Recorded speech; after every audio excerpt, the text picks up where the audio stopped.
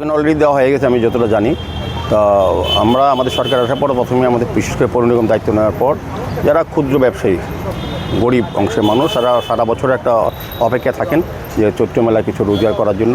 তাদেরকে আমরা বিনামূল্যে আগে যখন যারা দায়িত্বে ছিলেন পৌর নিগমে তারা টাকা ফিসের বিনিময়ে তাদেরকে ব্যবসা এবং ভিড় যেটা লক্ষ্য করেছেন এটা আমি বলবো খুব ভালো লক্ষণ যে মানুষ জানে যে এখানে যারা লাইনে দাঁড়াবেন সঠিকভাবে তারাই পাবেন। আগে এইগুলি অন্যভাবে ব্যবস্থা করা হতো, কিন্তু আমাদের পৌর নিগম গঠন হওয়ার পর আমরা প্রকৃতভাবে যারা ব্যবসায়ীরা ব্যবসা করার জন্য আসেন বা যারা করেন তারা যারা লাইন দেন আমরা যত সংখ্যক দেওয়া সম্ভব তত সংখ্যক থেকে। এবার একটা ভালো সিদ্ধান্ত আমরা নিয়েছি পৌর নিগম থেকে যে আমরা শহরে যানজট মুক্ত করার জন্য, শহরে মানুষের যাতে স্বাভাবিক জীবনযাত্রা সচল থাকে, যানজট না হয়, সেই যানজট মুক্ত শহর করার জন্য শহরকে আমরা সমস্ত জায়গায় কিন্তু অনৈতিক যারা ব্যবসা করেন রাস্তা দখল করে, ফুটপাত দখল করে এবং যারা কবাডির উপর গাড়ি রাখেন তাদেরকে সরিয়ে দেওয়ার ব্যবস্থা করা হচ্ছে। সেভাবেই শকুন্তলা রোড যেখানে এত দীর্ঘদিন ধরে চৈত্র মেলা হতো সেটা এবার আমরা বন্ধ করে দিয়েছি।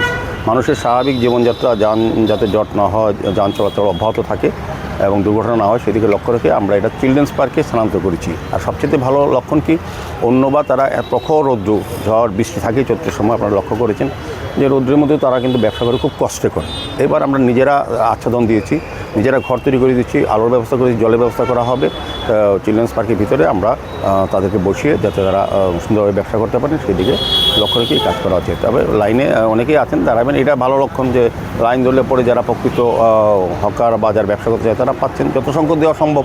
ইচ্ছুক চিলড্রেন্স পার্কে তো আপনি 1000 লোককে দিতে পারবেন না, আমরা 400-500 লোকের ব্যবস্থা করছি যাতে টিনের ছাউনি দিয়ে তাদেরকে ঘর করে দিয়ে লাইট দিয়ে জল দিয়ে সুন্দরভাবে ব্যবসা করতে পারেন। কারণ তারা কিন্তু শকুন্তলা রোডে ব্যবসা করতে পারতো, আমি নিজেও গিয়ে জল খাবার দিতাম, তারা এত কষ্ট থাকতো।